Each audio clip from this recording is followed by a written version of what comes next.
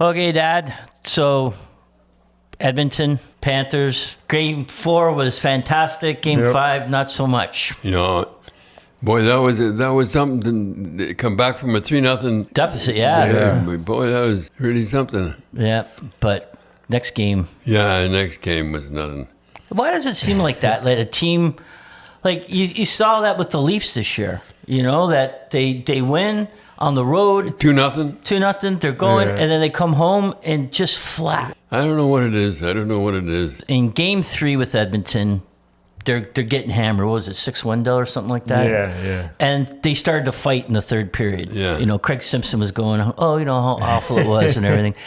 But I think if you don't have that thing that you're pissed off and you're going to fight when you're down 6-1, that's the thing that gets you when you're down 3-0, that you can come back. Yeah. Because it made you think even last night that maybe they could do it again. Maybe when David got that goal and cut it to 2, you're thinking, well, here we go. No, but the little rat came through.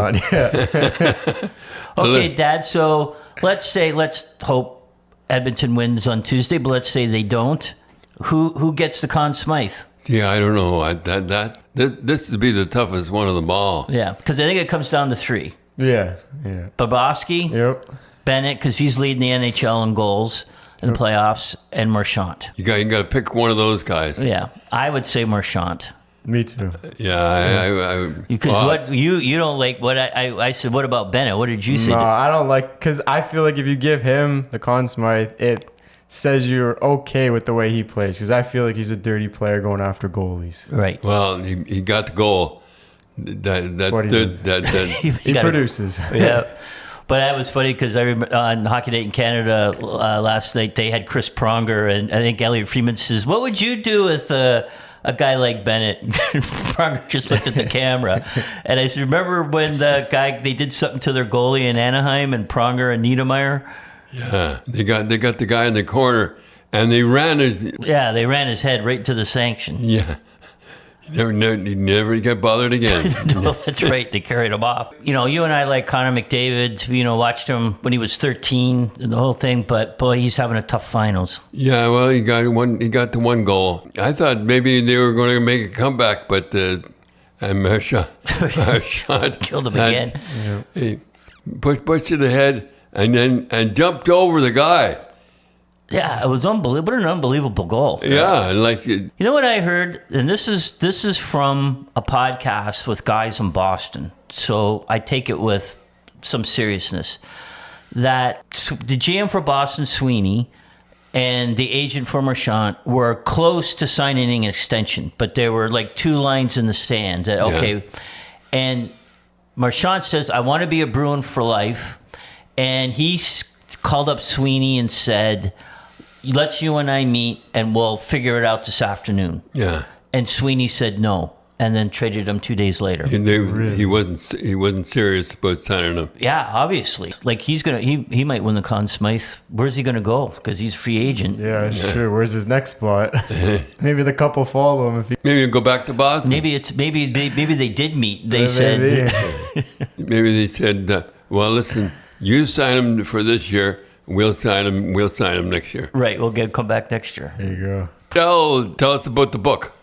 Yes, The Don Cherry Story by Cindy Cherry is available Amazon, Indigo, and coming to chapters soon in stores for the popular hockey stores is where they're going to put the book.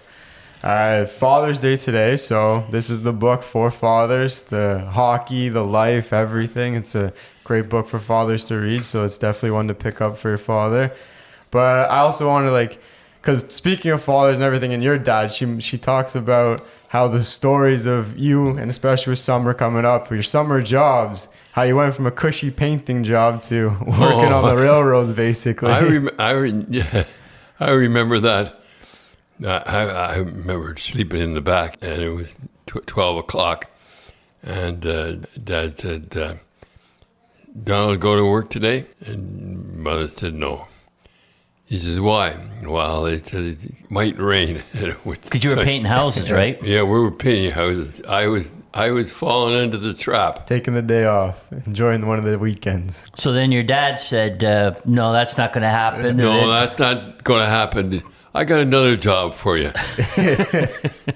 So they got you a job working on you were a section gang worker on the Oh, boy. the railroad. I was so dizzy coming in, I was seeing spots. You're so tired, Abe. I was so Damn. tired. But you said it got you in shape for training camp. Oh boy, I was in terrific shape for hockey. I'll tell you that. Well, I remember Cindy saying that your dad didn't tell your mom what you were doing. Yeah.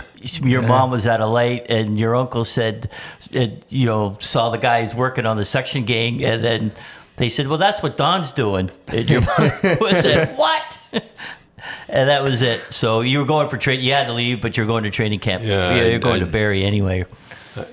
I quit 2 weeks early. You were the youngest guy on the section gang? Oh, geez, everybody else was about 35 years old.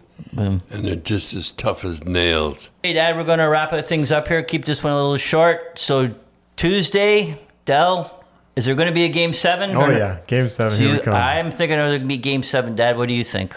I think that Edmonton's going to win, and there will be a Game 7. It'll be a tough game.